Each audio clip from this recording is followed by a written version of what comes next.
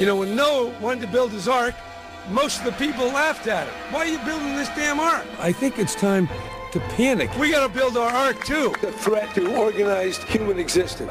Climate pollutants. Nuclear incident. Landfills. Nuclear terrorism. And cow farts.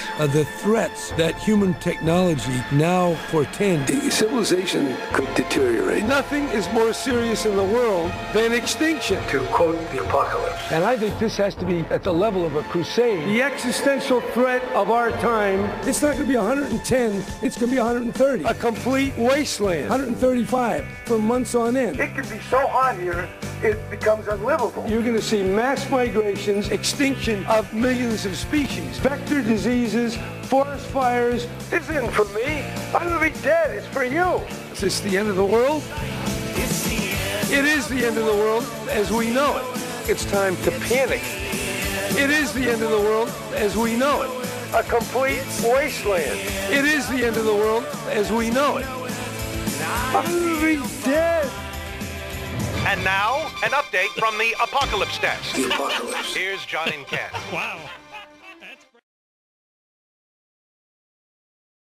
All right, here is Jerry Brown. We got about a 2.5-minute clip of him at this climate conference. The leader of the Republicans who promoted that was thrown out of his job because there was such a backlash by the true believers, the Trumpites, the troglodytes. Uh-oh. And they're both kind of very similar. You should check out the derivation of Trumpite and troglodyte because they both refer to people who dwell in deep, dark caves. Anyway, I think it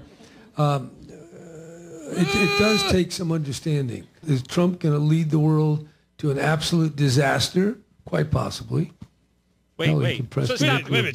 Trump's leading the world now? Wait a When second. did that happen? Because the I thought he was president of the U.S. The U.S. won't participate in an agreement that would lower the temperature by 0.8 of a degree.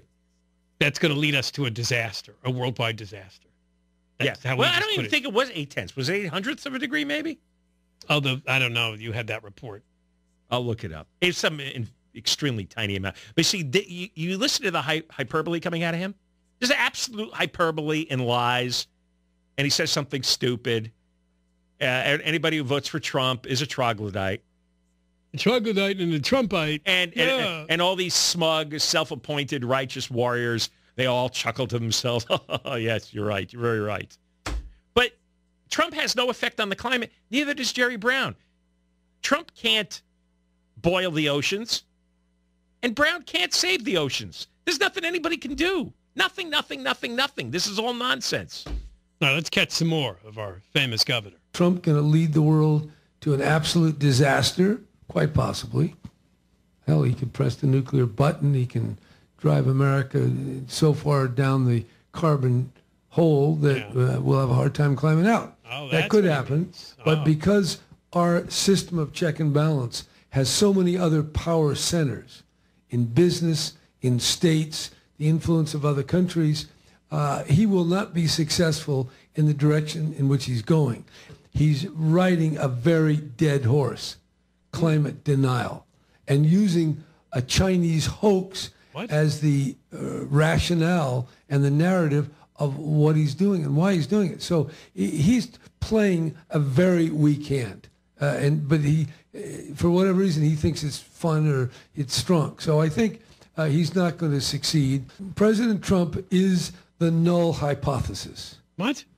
Which he's proving. What's that? That everything he's doing is completely stupid and dangerous and silly. So, I mean, come on. Really, calling the North Korean dictator Rocket Man? I mean, that was funny. That exemplifies why is that so terrible? Such a level of...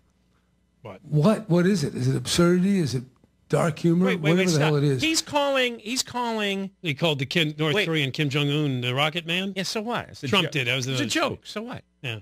He's calling Trump all kinds of terrible names. He is. Dangerous and stupid and a troglodyte. A null. What is it? Null theory? Null? A null. The only null's in his skull. And what's the Chinese hoax that he says Trump is I don't know. That's what he put in there. A Chinese hoax, he said. He had another weird little breathing vocal burp. He does have this weird kind of transitional breathing noise. Yeah, where he sounds like he's having a seizure. All right, did that finish? Anything left? All right. That wait. exemplifies such a level of what? What is it? Is it absurdity? Is it dark humor? Whatever the hell it is. No, he is accelerating the reversal through his own absurdity. That is my belief, and I am in the reversal movement, and I can tell you it's easier now to promote climate change with Trump in there, because what the Democrats do, they kind of love it a little bit, and so they make it all mushy. But now we have a real adversary that is not believable, is not credible, and so the only people that are really into the climate change thing are Jerry Brown and his cult followers, and then you have some media like the LA Times. Right, that's it. Yeah. Any poll you see, it's not on a list of top 10, even 15 items for people. All the Hollywood celebrities like Leonardo DiCaprio are flying their private planes all over the world, so I guess it's not a big deal. They get something like a nasty hurricane, and that brings them back out for a couple of weeks. I know. Bunch of. It's just a religious cult. Oh, by the way, they're amusing. One theory that they promoted a couple of years ago needs closer inspection with new numbers when we come back. John and Ken, KFI, Deborah Marquez News.